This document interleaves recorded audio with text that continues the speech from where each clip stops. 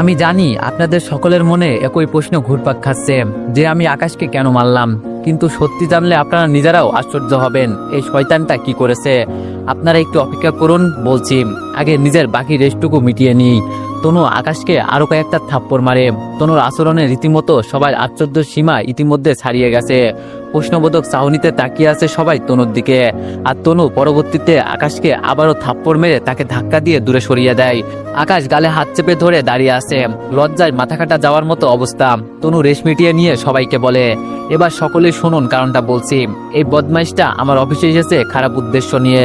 শুরুতে আমি এই বেয়াদবের উদ্দেশ্য সম্পর্কে জানতে পারিনি, কিন্তু ধীরে ধীরে বুঝতে পারি এই ছেলের মতলব খারাপ। আমি একজনের সাথে সিরিয়াস একটা রিলেশনে রয়েছি, কিন্তু তারপরেও এই বদমাইশ ছেলে আমাকে একটা ফাঁদে ফেলে বিয়ে করেছে। অবশ্য সেই বিয়ের কোনো ভ্যালু নেই, কারণ কোর্টের একটা কাগজে সে আমার থেকে চালাকি করে সিগনেচার নিয়েছে। আর তাছাড়া সেই কাগজটা আমি কৌশলে জব্দ করে নিয়ে ছিঁড়ে ফেলেছি। কিন্তু এই ছেলের উদ্দেশ্য ছিল সে আমায় কৌশল করে বিয়ে করবে, যাতে করে সে আমার সম্পত্তি ভোগ করতে পারে। কিন্তু পরবর্তীতে আমি তার উদ্দেশ্য জানতে পেরে চালাকি করে আমার সিগনেচার করা কাগজটা নিজের আয়ত্ত করে নিয়ে নষ্ট করে ফেলেছি, যাতে সে আমার কোনো ক্ষতি করতে না পারে। আর আজকের আয়োজনের আসল উদ্দেশ্য হলো এই ছেলের ইতিহাস সম্পর্কে সবাইকে জানানো। এছাড়া আরেকটা উদ্দেশ্য আছে, সেটা হলো আগামীকাল আমি বিয়ে করতে যাচ্ছি, যেটার অগ্রিম দাওয়াত আপনাদের খাইয়ে দিলাম। আমার ধুমধাম করে বিয়ে করার কোনো ইচ্ছা নেই, কিন্তু আপনাদের একটা হক আছে, তাই আজকে অগ্রিম আয়োজন করলাম। আর আমি যাকে বিয়ে করব তার সাথে সকলের একবার পরিচয় করিয়ে দিই। এই সোয়ান, এইদিকে আসো। আকাশ লজ্জায় কিছুটা দূরে সরে দাঁড়ায়। সোয়ান তনুর কথা মতো কর্মচারীদের মধ্যে থেকে গিয়ে তনুর পাশে দাঁড়ায়। আর তনু সকলের সামনে সোয়ানের পরিচয় করিয়ে দেয় এবং আগামীকাল তনু আর সোয়ান বিয়ে করতে যাচ্ছে সেই বিষয়ে ঘোষণা করে। কিছুটা দূরে দাঁড়িয়ে আছে আকাশ, ভিতরটা জ্বলে পুড়ে ছারকার হয়ে যাচ্ছে আকাশের তনুর সমস্ত কথা শুনে। একটু আগে একগাদা মিথ্যা দোষ তনু আকাশের উপর চাপিয়ে দিয়েছে, যেটার একটাও সে করেনি। উল্টো তনু নিজেই সবকিছু করেছিল। আকাশ যেদিন জয়নিং এর জন্য আসে সেই দিন তনুই তাকে ফোর্স করে বিয়ে করেছে, আর আজ তনু তাকে উল্টো অপবাদ দিয়ে সবার চোখে আসামি বানিয়ে দিয়েছে। আকাশ কখনোই এমনটা আশা করেনি তনুর থেকে। মন থেকে সত্যি সে তনুকে অনেক বেশি ভালোবাসতো, কিন্তু তনু শেষমেশ তার সাথেই চোখ উল্টো করে নিল। আকাশের কেমন যেন কোনো কিছুই বিশ্বাস হচ্ছে না, মনে হচ্ছে সে যেন কোনো দুঃস্বপ্ন দেখছে। তনু আর সোয়ানের দিকে ফেলফেল করে তাকিয়ে আছে আকাশ। ভিতরে ভিতরে প্রচন্ড আফসোস হচ্ছে। ভাবার কথা ছিল কি আর কি হলো। ভালোবাসার পরিণাম যে কতটা ভয়ানক হতে পারে সেটা আকাশ আজ বাস্তবে দাঁড়িয়ে নিজের চোখে দেখছে। পুরো অফিসের সবাই আকাশের দিকে ঘৃণার নজরে তাকিয়ে আছে। দু চারটে খুন করে কাঠগড়ায় দাঁড়ানো আসামির মতো দাঁড়িয়ে আছে আকাশ। সে আজ কিছু না করেও আসামি। তনু সোয়ানকে ডেকে নিয়ে সবার সাথে পরিচয় করিয়ে দেয়। সোয়ানের চোখে মুখে হাসি, আর আকাশ কষ্টের ঠিকাদারি নিয়েছে। তনু সোয়ানকে পরিচয় করিয়ে দিয়ে আকাশের কাছে যায়। গলার আওয়াজ ছোট করে আকাশ আর সে ছাড়া কেউ শুনতে না পায় এমন করে বলে, কিরে, কেমন ফিলিংস হচ্ছে তোর? আজকের দিনটার জন্য বহুদিন ধরে অপেক্ষা করেছিলাম। কি ভেবেছিস তুই আমাকে বারবার অপমান করবি আর আমি তোকে ছেড়ে দিব? না রে, আমি এতটা দয়ালু নই। আমি সেই তনু যে কারোর দেওয়া কষ্টের কথা ভুলি না। কেউ আমায় একবার কষ্ট দিলে আমি তাকে সেটা সুদে আসলে 10 বার ফিরিয়ে দিই। তবে তোর ভাগ্যটা ভালো ছিল, তুই আমায় 5 বছর আগে অপমান করেছিস। তোদের জন্য আমার বাবা মারা গিয়েছে, কিন্তু আমি তোর বেলায় সেটা ভুলে গিয়েছিলাম। তবে তুই পরের বার আবারও একই কাজ করলে আমার পার্টিতে অপমান করে। আর সেদিন এই আমি ঠিক করে নিয়েছি তোর উপরে অতীত এবং বর্তমানের সমস্ত প্রতিশোধ নিব। সেই কারণে আমি তোর সাথে অতিরিক্ত ভালোবাসার নাটক শুরু করেছিলাম। অবশ্য আমিও তোকে ভালোবাসতাম, কিন্তু তোর কারণে অপমানিত হওয়ার পর সমস্ত ভালোবাসায় ঘৃণায় পরিণত হয়েছে। এছাড়া যদিও তুই আজাদ সাহেবের সাথে কথা বলে সব ঠিক করেছিস, কিন্তু আমি তনু যেটা একবার করব ভাবি সেটা করেই সারি। আর তোর কারণেই আমি বাধ্য হয়ে সোয়ানের সাথে সম্পর্ক করেছি। না হয়তো আজ আমি তোর সাথে থাকতাম। যে নারী অসম্ভব ভালোবাসতে জানে সে ঘৃণাও করতে জানে। তুই সেদিন ওই রকমটা না করলে আজ তোর এই দুঃসময় দেখতে হতো না। একে একে বেশ কয়েকবার তুই আমাকে আঘাত করেছিস, আর সেই সব তোকে ফিরিয়ে দেওয়ার পালা। আমার বাবা মারা গিয়েছে, কিন্তু তোরা কেউ সাহায্য করিসনি। তোরা যদি আমার বাবা সাহায্য করতি তাহলে আজও আমার বাবা জীবিত থাকতো। বাবার দুঃসময় আশায় তোরা সব কয়টা সাইড কেটে পড়েছিস। তার উপরে টাকার কারণে আমায় তুই অপমান করেছিস। কি জানো বলেছিলি তখন? আমি তোর যোগ্য না। আমার মতো অনেক মেয়ে দৈনিক তোর পিছনে ঘোরে, আজ দেখ তো কে কার যোগ্য না। তুই আমাকে গত 5 বছর আগে তুচ্ছ ভেবেছিলি, আজ দেখ আমার আশেপাশে আসার যোগ্য তোর নেই। তার উপরে আবার আমাকে পার্টিতে অপমান করা। হ্যাঁ, দেখ এখন কেমন লাগে। সেদিন যখন সোহান অফিসে এসেছিল তার একদিন পর আমি সোহানের সাথে মিলে সব প্ল্যান করি। তোকে সোহান রাস্তার মাঝে আটকে ছিল, এটাও আমাদের একটা প্ল্যানের অংশ ছিল।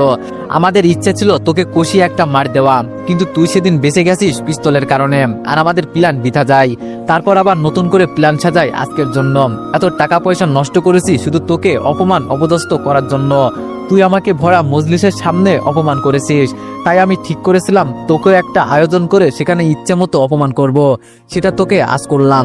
আকাশের চোখ থেকে অশ্রু ঝরতে শুরু করে তনুর কথাই। যাকে সে সবটুকু দিয়ে ভালোবাসে সেই তনুই তার উপরে প্রতিশোধ নেওয়ার জন্য ভালোবাসার নামক জঘন্য একটা নাটক করেছে। দুই গাল লাল হয়ে গিয়েছে আকাশের তনুর থাপ্পড়ের কারণে। ভীষণ কষ্ট হচ্ছে আকাশের, টলমল করে চোখের পানি পড়ছে। কি পরিমাণ কষ্ট হচ্ছে আকাশের ভিতরে তা কারোর পক্ষে অনুমান করা সম্ভব না। তনুর দিকে ফ্যালফ্যাল করে তাকিয়ে আছে আকাশ। আকাশ ভাবছে আমি বরাবরের মতোই হতভাগা। আমি আমার দুঃখগুলো একটা গ্লাসে রাখি, গ্লাস গলে যায়। একটা কাঠের পাত্রে রাখি, তাতে আগুন ধরে যায়। একজন ঘৃণিত লোকের চুল্লিতে রাখি, ততক্ষণে সে মারা যায়। একটা উন্মুক্ত আগ্নেয়গিরির মুখের মধ্যে পুড়ে দিই, কিন্তু ওরা শূন্যপথে উত্তপ্ত লাভা হয়ে উড়ে যায়। আমার দুঃখগুলো কারোর সাথে ভাগাভাগি করার চেষ্টা করি, সে আমার মজা উড়িয়ে চলে যায়। আমি আমার দুঃখগুলো কোনো আলোকিত সমাজে রাখি, সেই সমাজে বিশৃঙ্খলা শুরু হয়ে যায়। আমার দুঃখগুলো আমি পুনরায় আমার নিজের ভিতরে ফিরিয়ে আনি, সেই দুঃখ আমায় কাঁদিয়ে ছারখার করে দেয়। আমি তাকে স্বার্থহীনভাবে ভালোবাসলাম, আর পরিশেষে সে আমার সাথে নৃশংসতা দেখালো। হায় রে দুনিয়া। তনুর দিকে তাকিয়ে চোখের পানি ছেড়ে মনে মনে আফসোস করছে আকাশ। তনুর বিন্দু পরিমাণ মায়া হচ্ছে না আকাশের চোখের পানি দেখে, উল্টো আরো প্রতিহিংসা দেখিয়ে বলে, আরে বাহ, তোর তো দেখি বেশ লজ্জা, অল্পতেই তোর চোখে পানি বেরিয়ে গেছে। আমি তো ভেবেছিলাম তোর মধ্যে লজ্জাবোধ বলতে কিছুই নেই, কিন্তু এখন দেখি তোর চোখ দিয়ে পানি পড়ছে। তার মানে একটু হলেও তোর ভিতরে লজ্জা আছে। তবে তোর লজ্জা থাকা না থাকা দিয়ে আমার কোনো লাভ নেই। আর তোর চোখের পানি দেখে আমি আর বলছি না, তাই তোর জন্য ভালো হবে বৃথা চোখের পানিগুলো নষ্ট করিস না। কারণ এখন মাত্র একটা ধাপ গিয়েছে, আরেকটা ধাপ এখনো বাকি আছে। সেজন্য বলছি চোখের পানিগুলো আপাতত বাঁচিয়ে রাখ, একটু পর কাজে লাগবে। আকাশ তনুর কথা শুনে বুঝে উঠতে পারে না তনু কিসের ধাপের কথা বলছে। ইতিমধ্যে তনু আকাশকে সজোরে এক ধাক্কা দিয়ে উল্টে মাটিতে ফেলে দেয়, তারপর সে সরে যায়। সোহান এগিয়ে আসে আকাশের কাছে। আকাশ নিজেকে সামলে মাটি থেকে উঠার আগে আকাশের কলার চেপে সোহান ধরে। আকাশ পুরোপুরি নিশ্চুপ। সোহান আকাশের কানের দিকে নিজের মুখ কিছুটা এগিয়ে তনুর নাই দুইজন ব্যতীত কেউ না শোনে এমন করে বলে, খুব দেমাগ বেড়েছিল তোর তাই না? খুব অহংকার হচ্ছিল তোর তনুকে পেয়ে? দেখ তনু এখন আমার। আগামীকাল আমরা দুজনে বিয়ে করে সংসার শুরু করব। আগামীকাল সারা জীবনের জন্য তনু আমার হয়ে যাবে। আগামীকাল থেকে তোর তনুর শরীরে আমি স্পর্শ করব। ওর উপরে আগামীকাল একান্তই শুধু আমার অধিকার থাকবে। আকাশ সোহানের কথা শুনে সোহানের দিকে কিছুটা আক্রোশ নিয়ে তাকায়। সোহান আকাশের তাকানোর দেখে আকাশকে বলে, সেই দিন পিস্তল নিয়ে বহু বাহাদুরি দেখিয়েছিস, কিন্তু আজ তোর বাহাদুরি আমি ছুটিয়ে দিব। সোহান আকাশের উপরে বসে নৃশংসভাবে আকাশকে মারতে আরম্ভ করে, কিন্তু আকাশ একটু টু শব্দও করে না, চুপচাপ পড়ে পড়ে মার খাচ্ছে। অফিসের সবাই দৃশ্যটা তাকিয়ে তাকিয়ে উপভোগ করছে। কেউ আকাশকে বাঁচাতে আসছে না, কারণ সবার নজরে আকাশ ঘৃণিত। সোহান আকাশকে মারতে মারতে আকাশের নাক মুখ ফাটিয়ে রক্ত বের করে ফেলেছে। নাক মুখ থেকে অনর্গল রক্ত পড়ছে আকাশের। কেউ কোনো মনুষ্যত্ব দেখাচ্ছে না আকাশের জন্য। সোহানের ভিতরেও কোনো মায়া দেয়া কাজ করছে না, সে প্রহার করেই চলেছে আকাশকে। এমন সময় অফিসের ম্যানেজার খালেক সাহেব দৌড়ে আসে আকাশকে বাঁচানোর জন্য। এত সময় বেচারা চাকরি হারানোর ভয়ে চুপচাপ করে থাকলেও এখন আর চুপ করে থাকতে পারে না। সাহস করে আকাশকে বাঁচাতে চলে আসে, কারণ কেউ না জানলেও খালেক সাহেব জানে আকাশ নির্দোষ। কয়েকদিন আগে তনু নিজেই তিনাকে বলেছে আকাশ তার হাজবেন্ড, কিন্তু যদি আকাশ সত্যি তাকে ফন্দি করে বিয়ে করত তাহলে তনু তিনাকে কখনোই ওইভাবে বলতো না। মানুষ আপন মানুষকে নিয়েই জোর গলায় বলে, কারোর পেশারে পড়ে তনুর মতো ওইরকম নিখুঁতভাবে কথা বলার কারোর পক্ষে সম্ভব না।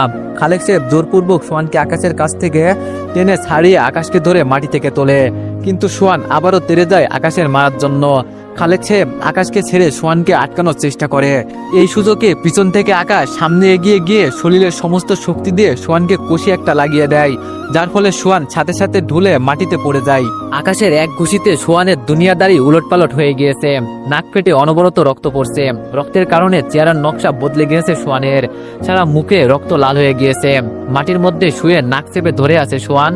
তনু সোহানের অবস্থা দেখে সোহানের কাছে দৌড়ে আসে। আকাশ সোহানের অবস্থা সত্যি 12টা বাজিয়ে দিয়েছে। এত সময়ের প্রতিশোধ আকাশ একেবারে উঠিয়ে নিয়েছে হিসেব বরাবর। তবে আকাশের ভিতরটা ক্ষতবিক্ষত হয়ে যাচ্ছে তনুর আচরণে। রক্ত দুজনের শরীর থেকেই পড়ছে, কিন্তু তনু তাকে নয়, সোহানকে সামলাচ্ছে।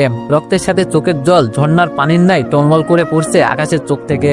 হতবাগার মতো তাকিয়ে আছে তনুর দিকে আকাশ, আর তনু সোহানকে সামলে মাটি থেকে ধরে উঠে বসায়। আকাশের উপর প্রচন্ড রাগ উঠে যাচ্ছে তনুর। ইচ্ছে করছে আকাশকে এখনই খুন করে ফেলতে, তবে এমনটা করা সম্ভব নয়, কারণ অনেক মানুষজন রয়েছে উপস্থিত। তার উপরে একটা মানুষকে খুন করা দু চারটে কথা নয়। সোহানকে কোনো মতে সামলে রাগান্বিত কণ্ঠে আকাশকে বলে, আকাশ, এই মুহূর্তে তুই আমার অফিস থেকে বের হ, না হয় কিন্তু আমার হাতে তোর কোনো অঘটন ঘটবে। তোর কত বড় সাহস, তুই আমার সোহানের শরীরে আঘাত করিস? তুই এর জন্য কখনোই ক্ষমা পাবি না আকাশ, একদম জানে মেরে ফেলবো তোকে। আমার সোহানের গায়ে হাত উঠানোর ফল তোকে অবশ্যই ভোগ করতে হবে। অবশ্য আমার সমস্ত প্রতিশোধ নেওয়া শেষ তোর উপরে, কিন্তু একটু আগে যেটা করলি সেটার কারণে আমি নয়, সোহান তোর উপরে নিজেই প্রতিশোধ নিবে। আর সেই সময় আমি সোহানকে সঙ্গ দিব। তুই নিজের জীবনে আরো একটা মুসিবত ডেকে এনেছিস সোহানের উপরে হাত তুলে। আমার প্রতিশোধের পালা শেষ, কিন্তু সোহানের নতুন করে পালা শুরু হয়েছে। তুই পাতালে গিয়ে লুকিয়ে থাকলেও সোহান তোকে খুঁজে বের করবে। এবার আমার চোখের সামনে থেকে দূর হ। আগামীতে জানো আর কখনো তোর সাথে আমার দেখা না হয়, আর যদি হয়েও থাকে তাহলে জানো তোর লাশের সাথে আমার দেখা হয়। এখন বের হ তুই আমার অফিস থেকে। তোর মতো ছোট লোক আমার অফিসে থাকার কোনো যোগ্যতাই রাখে না। তনুর কথা শুনে আকাশের প্রচন্ড হাসি পায়। তনুর কথায় কোনো প্রত্যুত্তর না করে সজোরে হাসতে হাসতে তনুর অফিস থেকে বেরিয়ে চলে যায়। আপদ বিদায় হয়েছে। আকাশ চলে যাওয়ার পর তনু কয়েকজনের সাহায্য নিয়ে সোহানকে হসপিটালে নিয়ে যায়। ডাক্তার জানায় সোহানের নাকের ভিতরে হালকা করে চোট লেগেছে, তেমন বড় ধরনের কোনো ক্ষতি হয়নি। তনু শান্তিতে নিঃশ্বাস ফেলে ডক্টরের কথা শুনে। ভিতরে ভিতরে বেশ আনন্দ লাগছে তনুর। একে তো সোহানের তেমন বড় ধরনের কোনো ক্ষতি হয়নি, দ্বিতীয় আকাশের উপরে আসছে সমস্ত কিছুর প্রতিশোধ নিয়েছে। সোহানকে ডাক্তার দেখিয়ে বাসায় পৌঁছে দিয়ে আসে তনু। আনন্দের কোনো সীমা নাই তনুর। এর আগে কখনো তার কোনো কিছু নিয়ে এতটা আনন্দ হয়নি। আজ যে আনন্দটা হচ্ছে আকাশের উপরে প্ল্যান মোতাবেক সমস্ত প্রতিশোধ নিতে পেরে। খুশি মনে বাসায় এসে নিজের মাকে বলে, মা, আজ আমি বেশ খুশি। জানো, আজ আমি ওই আকাশের উপরে সমস্ত প্রতিশোধ নিয়েছি। আমার বাবার প্রতিশোধ এবং আমাকে করা অপমানের শোধ আজ আমি আকাশের উপর তুলেছি। অফিসের সকল কর্মচারীদের সামনে তাকে অপমান করে অফিস থেকে বের করে দিয়েছি, আর সেই সঙ্গে তাকে সোহানের হাতে মায়েরও খাওয়াইছি। আমার কি যে আনন্দ হচ্ছে জানো মা। আমার এই জীবনের সবচাইতে বড় পূর্ণতা জানো আজ আমি পেয়েছি আকাশের উপরে প্রতিশোধ নিতে পেরে। একেবারে নাক মুখ ফাটিয়ে দিয়েছে সোহান আকাশের। আমায় অপমান করার সমস্ত ফল আজ আকাশ পেয়েছে। কত বড় সাহস তার, সে আমায় অপমান করেছিল প্রেমের প্রপোজাল দেওয়ায়। আজ তার স্ট্যাটাস তাকে বুঝিয়ে দিয়েছি। রাস্তার টুকাই হয়ে আমার সাথে বাহাদুরি দেখায়। আজ একদম পরিপূর্ণ ক্ষোভ মিটিয়েছি আকাশের উপরে। তনুর সমস্ত কথাবার্তা শুনে আগে তনুর মায়ের চোখ দিয়ে পানি চলে আসে। মেয়ের কথাবার্তা শুনে নিজেকে দমানো মুশকিল হয়ে উঠেছে তনুর মায়ের। কোষে তনুর দুই গালে দুটো থাপ্পড় লাগিয়ে দেয় তনুর মা। তনু আশ্চর্য হয়ে তার মায়ের এমন আচরণে গালে হাত দিয়ে আশ্চর্য হয়ে প্রশ্ন করে, মা, তুমি আমায় মারলে কেন? তোমার তো আমার খুশিতে খুশি হওয়া উচিত ছিল, সেই জায়গায় তুমি আমার থাপ্পড় মারলে। তনুর মা বলল, হ্যাঁ মেরেছি, কারণ তুই যে বড় অন্যায়টা করেছিস আকাশের উপরে, সেটা এর আগে দুনিয়ার বুকে কেউ কারোর সাথে করেনি। তনু বলল, মা, আমি কিসের অন্যায় করেছি আকাশের উপরে? অন্যায় তো সে আমার সাথে করেছে। তাকে প্রেমের প্রপোজাল দেওয়ায় আমাকে অপমান করেছে। আমার বাবার দুঃসময়ে তারা সাহায্য না করে আমার বাবাকে মরার জন্য ছেড়ে দিয়েছিল। আজ তাদের কারণে আমার বাবা বেঁচে নেই, তার উপরে সে আমার পার্টিতেও অপমান করেছে। আর তুমি বলছো আমি তার উপরে সমস্ত কিছুর প্রতিশোধ নিয়ে অন্যায় করেছি? তনুর মা বলল, হ্যাঁ, তুই অন্যায় করেছিস, আর তোর অন্যায়টা এত বড় যার কারণে সৃষ্টিকর্তার আরশ কেঁপে উঠেছে। তনু, তুই একটা নির্দোষ ছেলের উপর প্রতিশোধ নিয়েছিস, যেটার কারণে তুই এই জীবনে হয়তো কোনোদিনও ক্ষমা পাবি না। তনু বলল, মা, আকাশকে তোমার কোন দিক দিয়ে নির্দোষ মনে হয়? সে যে আমার সাথে এত কিছু করেছে সেই সব কি তোমার কাছে কিছুই মনে হচ্ছে না? তনুর মা বলল, না, মনে হচ্ছে না, কারণ তুই এখনো সত্যিটা জানিস না। তনু বলল, কিসের সত্য আমি জানি না মা? তনুর মা বলল, শুনতে চাস? তনু বলল, শুনতে চাই। তনুর মা বলল, ঠিক আছে, বলছি। তবে আমি কখনো চাইনি তোকে এই সত্যিগুলো বলতে, কিন্তু শেষমেশ বাধ্য হচ্ছি বলতে। শুরুতেই তোর বাবার কথা দিয়ে শুরু করি। তোর বাবা সেলিম সাহেব একসাথে বিজনেস করত, কিন্তু মাঝপথে তোর বাবাই সেলিম সাহেবের থেকে আলাদা হয় অন্য একটা কোম্পানির সাথে হাত মিলিয়ে অধিক পরিমাণ লাভের জন্য। আর সেটাই তোর বাবার কাল হয়েছে। তোর বাবা সেলিম সাহেবকে রেখে যেই কোম্পানির সাথে শেয়ার বিজনেস করেছে সেই কোম্পানি তো ডুবেছেই, সাথে তোর বাবাকেও ডুবিয়েছে। তোর বাবার সমস্ত টাকা পয়সা নিজের কারণেই হারিয়েছে। সেলিম সাহেব অনেকবার তোর বাবাকে বুঝিয়েছিল এমনটা না করতে, কিন্তু তোর বাবা সেলিম সাহেবের একটা কথাও শোনেনি। উল্টো আরো ব্যাংক থেকে অনেক লোন নিয়েছিল তোর বাবা নতুন করে বিজনেস করার জন্য। সেলিম সাহেব তোর বাবার কারণে প্রচন্ড কষ্ট পেয়েছে, কিন্তু তারপরেও তোর বাবার বিপদে সেলিম সাহেব এগিয়ে এসেছিল। কিন্তু তোর বাবা নিজেই সাহায্য নেয়নি, কারণ এমনিতেই সেলিম সাহেবের কথা না শোনায় তোর বাবা প্রচন্ড লজ্জাবোধ কাজ করছিল, তাই তোর বাবা সেলিম সাহেবের সাহায্য নেয়নি। আর এই বিষয়টা থেকে তুই নিজেও বেখবর। অবশ্য তোকে ইচ্ছা করেই জানানো হয়নি, কারণ তোর বাবা অতিরিক্ত অর্থের লোভ করতে গিয়ে সব হারিয়েছে। সেটা তুই জানতে পেলে তোর নজরে তোর বাবা নিচে নেমে যাবে, তাই তোর বাবা সেটা তোকে জানাতে বারণ করেছে। এরপর যখন তোর বাবা মারা যায়, তখন তোর বাবা লোনের টাকা পরিশোধ করতে না পারায় ব্যাংকের লোকজন আমাদের বাড়িটা নিয়ে নেয়, কিন্তু তারপরেও লোন পুরোপুরি পরিশোধ হয় না। তখন আকাশের বাবা নিজে বাকি টাকা পরিশোধ করেছে। এবার আসি আকাশের কথায়। তুই আকাশকে কখন থেকে ভালোবাসিস সেটা আমি জানি না, তবে তুই যখন ক্লাস 7-8-এ পড়িস তখন থেকে আকাশ তোকে পছন্দ করে। তোর আর সোয়ানের বিষয়টা সে সহ্য করতে না পারায় পার্টিতে সে তোকে অপমান করেছে। আর গত 5 বছর আগে সে তোকে যেই অপমানটা করেছে সেটা ইচ্ছা করেই করেছে, কারণ যাতে করে আমাদের যেই নাম ডাকটা খারাপ হয়েছে সেটা তুই আবার ফিরিয়ে আনতে পারিস। তখন সে তোর আচরণে সাড়া দিলে তুই আজ কখনোই এই জায়গায় পৌঁছাতে পারতি না। তোকে অপমান করে সে তোর মধ্যে একটা জেদ ঢুকিয়ে দিয়েছে, যাতে করে তুই তোর বাবার চাইতেও অনেক বেশি নাম ডাক অর্জন করতে পারিস। আকাশ তোকে এবং আমাদের পরিবারকে অনেক ভালোবাসতো, তাই আমাদের ভালোর জন্য সে এমনটা করেছে। এমনকি তুই যেই টাকায় বিজনেস করছিস সেটা আকাশেরই দেওয়া টাকা, কিন্তু আকাশ তোকে এইসব বিষয়ে কখনো না বলতে বলেছে, কারণ সে চায় না তুই তার কাছে কখনো ছোট হয়ে থাক। এমনকি সে তোর বিপদে উপকার করেছে, সেই কারণে তুই তাকে ভালোবাস। সে সবসময় চাইতো তোদের ভালোবাসাটা যেন পিওর হয়, কখনো যেন তোদের ভালোবাসার মধ্যে তার উপকারের প্রসঙ্গটা না আসে। তার জন্যই সে সবসময় এইসব কথা লুকিয়ে গেছে, এমনকি আমাকেও বারণ করছে কখনো তোকে এইসব বিষয়ে না বলতে। তাই আমি তার দেওয়া টাকা তোকে দিয়ে বলেছিলাম এইসব আমার নিজের জায়গা জমি বিক্রি করার টাকা, কিন্তু সত্যিকার অন্তে টাকাটা আমার আকাশ দিয়েছিল তোকে দেওয়ার জন্য। আমার কোনো জায়গা জমি ছিল না, কিন্তু তুই কি করলি? তার দেওয়ার টাকায় রাজপ্রসাদ বানিয়ে সেই রাজপ্রসাদে দাঁড়িয়ে তাকেই অপমান করলি। হায় রে তনু, তোর কিছু থাকবে না রে, সবকিছু ধ্বংস হয়ে যাবে। আমি তোর মা হয়ে বলছি, তুই কোনো কুল কিনারা খুঁজে পাবি না, সমস্ত পথ বন্ধ হয়ে যাবে তোর। অন্যায়ভাবে কখনো মানুষের উপরে প্রতিশোধ নিলে সৃষ্টিকর্তার আরস্য কেঁপে ওঠে। তার মনের আঘাতে তুই যে রাজপ্রসাদ বানিয়েছি সেই রাজপ্রসাদের একটা ইটের টুকরো খুঁজে পাবি না। আমার কথাটা মিলিয়ে নিস তুই। তনুর মায়ের চোখ দিয়ে অঝরে পানি পড়ছে, আর তনু তার মায়ের মুখ থেকে সমস্ত সত্যি শোনার পর যেন তার পায়ের নিচ থেকে মাটি সরে গিয়েছে। সারা শরীর থরথর করে কাঁপছে তনুর, মনের ভিতরে বিশাল এক ঘূর্ণিঝড় শুরু হয়েছে। কি করবে ভেবে পাচ্ছে না। নিজের মায়ের মুখ থেকে অপ্রিয় সত্যিগুলো শোনার পর নিজের অনিচ্ছাতেই চোখ দিয়ে পানি পড়তে শুরু করছে। কলিজাটা বেধড়ক ভাবে মোচড় দিচ্ছে তনুর, মনে হচ্ছে জানো কেউ নিজের হাত ধরে কলিজাটাকে কসলাচ্ছে। ধবাস করে মাটিতে বসে ফুপিয়ে কাঁদতে শুরু করে তনু। নিজের হাত দিয়েই সে সবকিছু শেষ করে ফেলেছে।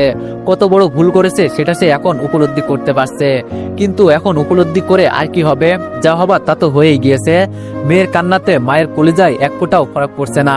যেখানে সন্তানের কান্নায় মায়ের ভিতরে ভূমিকম্প শুরু হয়, সেখানে তনুর কান্নায় তনুর মায়ের ভিতর পর্যন্ত পৌঁছাচ্ছে না। এত বড় পাপ করেছে তনু। উল্টো আরো রাগান্বিত কণ্ঠে মেয়েকে বলে, এখন কাঁদছিস কেন? তোর তো আনন্দে থাকার কথা প্রতিশোধ নিতে পেরে। আমি বারবার বলছিলাম এমনটা করিস না, যা হবার হয়ে গিয়েছে গত 5 বছর আগে, কিন্তু না, আমার কথা অমান্য করে তুই ঠিকই প্রতিশোধ নিয়েছি। আসলে তোর মতো মেয়ে আমি গর্বে ধরে নিজের গর্বকে কলঙ্কিত করেছি, এছাড়া আর কিছুই নয়। একদম কাঁদবি না, কাঁদলে গলা টিপে মেরে ফেলবো। মায়া কান্না থামা। তনু বলল, ও মা প্লিজ এইভাবে বলো না, সত্যি আমি অনেক বড় ভুল করে ফেলেছি না বুঝে। মা প্লিজ আমাকে একটা বার শুধরানোর সুযোগ দাও। তনুর মা বলল, আমার কাছে সুযোগ চেয়ে কোনো লাভ নেই, সুযোগ যার কাছে চাইলে কাজ হবে তার কাছে গিয়ে চাম। তনু মাটি থেকে উঠে দাঁড়ায়। তার মা ঠিক কথাই বলেছে, ক্ষমা তার আকাশের কাছে চাওয়াই উচিত। 1 সেকেন্ডও আর দেরি না করে গাড়ি নিয়ে আকাশের বাসায় চলে যায়, কিন্তু আকাশের বাসায় গিয়ে জানতে পারে আকাশ বাসায় যায়নি। বাসায় না পেয়ে গাড়ি নিয়ে এই দিক সেই দিক পাগলের মতো খুঁজতে থাকে আকাশকে, কিন্তু কোথাও আকাশের দেখা মেলে না। অসংখ্যবার ফোন করে, কিন্তু ফোন প্রতিবারই বন্ধ আসে। তনু না খেয়ে দিয়ে সেই বিকাল 4টা থেকে আকাশকে খুঁজে বেড়াচ্ছে। রাতের বাজে 11টা, এখনো আকাশের দেখা মেলেনি। রাস্তার এক পাশে গাড়ি থামিয়ে আকাশের মায়ের কাছে ফোন করে জিজ্ঞেস করে আকাশ বাড়ি গিয়েছে কিনা, কিন্তু আকাশের মা ভয়ার্ত কণ্ঠে জানায় আকাশ এখনো বাসায় ফেরেনি। এত রাত হয়ে গেছে কিন্তু এখনো আকাশ বাড়ি ফেরেনি। হতাশাগ্রস্ত হয়ে ছেলের বাড়ি ফিরে আসায় প্রত্যাশায় বসে আছে রহিমা বেগম। ওইদিকে তনুর ভিতরেও প্রচন্ড ভয় হচ্ছে আকাশকে নিয়ে। আবারও গাড়ি করে খুঁজতে শুরু করে আকাশকে। রাতের বাজে 12টা, এখনো অব্দি আকাশের খোঁজ মেলেনি। এত খোঁজার পরেও না পেয়ে হতাশ হয়ে চোখের পানি ফেলতে ফেলতে বাড়ি ফিরে আসে তনু। শরীর প্রচন্ড ক্লান্ত। চোখের পানি গলাবে এখনো পড়ছে সেই বিকাল থেকে। বাড়ি ফিরে ক্লান্ত শরীর নিয়ে নিজের রুমে প্রবেশ করে। এমন সময় হুট করে তনু দেখে আকাশ তার রুমের মধ্যে দাঁড়িয়ে আছে। তনু আকাশকে দেখতে পেয়ে কোনো কথাবার্তা ছাড়া এক দৌড়ে আকাশের কাছে গিয়ে আকাশকে জড়িয়ে ধরে। আকাশ কোনো কথাবার্তা বলছে না, চুপ করে দাঁড়িয়ে আছে। তনু উপলব্ধি করতে পারে আকাশের মনে প্রচন্ড অভিমান জন্মেছে। অভিমান ভাঙাতে আকাশের চোখে মুখে অসংখ্য চুমু এঁকে দেয় তনু, কিন্তু তাও আকাশ কোনো কথাবার্তা বলে না। তনু বুঝতে পারে আকাশের রাগ এভাবে ভাঙবে না। আকাশের রাগ ভাঙাতে হলে অন্য কিছু করতে হবে। হাত চেপে ধরে আকাশকে নিয়ে সোজা ছাদে চলে যায়। এরপর ছাদের এক জায়গায় নিয়ে গিয়ে পাশাপাশি বসে এক একবার এক একটা করে আকাশের রাগ ভাঙানোর চেষ্টা করে। কখনো আকাশের গালে চুমু খাচ্ছে, কখনো আকাশকে এটা সেটা বলে হাসানোর চেষ্টা করছে। এভাবে 2 ঘন্টা কেটে যায়। অবশেষে 2 ঘন্টার প্রচেষ্টার পর আকাশের রাগ ভাঙে। তনুর কাছে পারস্য বিজয় করার মতো লেগেছে আকাশের রাগ ভাঙানোটা। তনুর পাগলামি দেখে মুচকে এসে দেয় আকাশ। তনুর মুখেও হাসি ফুটে ওঠে আকাশের রাগ ভাঙাতে পেরে। এমন সময় তনুর কাছে একটা ফোন আসে। কাদের মধ্যে ঝুলে থাকা ছোট্ট সাইড ব্যাগ থেকে ফোনটা বের করে রিসিভ করে তনু। তখনই অপর পাশ থেকে একজন বলে ওঠে, 2 ঘন্টা আগে রোড অ্যাক্সিডেন্টে একজন লোক মারা গিয়েছে। জিনার শরীর অ্যাক্সিডেন্টে একদম ক্ষতবিক্ষত হয়ে গিয়েছে। আমরা কোনোভাবেই শনাক্ত করতে পারছি না কে লোকটা, তাই লাশের বিষয়ে কাউকে ইনফর্ম করতে পারছিলাম না। তবে আমরা ওনাকে সার্চ করে শুরুতেই ওনার একটা মানি ব্যাগ পেয়েছি, যেখানে স্বর্ণকারের দোকানের একটা রিসিট ছিল। এছাড়া আর কোনো আইডেন্টি ছিল না। তাই আমরা রিসিটের দেওয়ার নাম্বারে ফোন করেছিলাম। তখন উনি বলল ওনাকে চিনে না। তবে কয়েকদিন আগে উনি কানের একজোড়া দুল বন্ধক দিয়ে 10,000 টাকা নিয়েছে। এছাড়া ওনার বিষয়ে আর কিছুই জানে না।